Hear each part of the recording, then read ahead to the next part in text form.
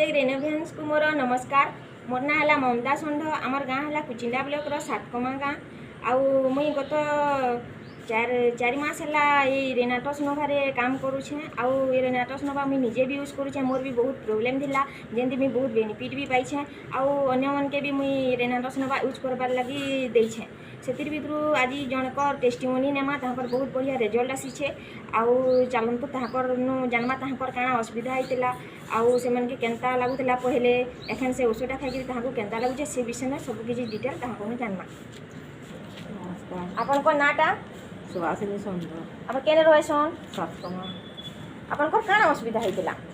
मोर गोड़ हाथ सब बिंधुला आ मोर हाथटा गोड़ के मुई छी नहीं पारुथली एते बोले ई ओषधा जेबे खाइली दुईटा डबा हेलान अबे गोड़टा भी एंता छी पारुछे आउ थका भी लागुला थका थुकी भी एबे नहीं लागवा एबे भल से मुई अच्छे आ मोर आँखि गुटे जला खापिला आज मोर आँखि गुटे जला काटिछि। बेले इटा केते दिन हेलान आपन यूज करूछन? इटा दुईटा डबा हेलान इटा दुईटा डबा हेलान यूज करूछे मते एबे भल लागुछे गोड़ हाथ दुखान बथान जहाँ होता है कि कमी आँखिटाते मोर जला थिला जला भी कटिछि।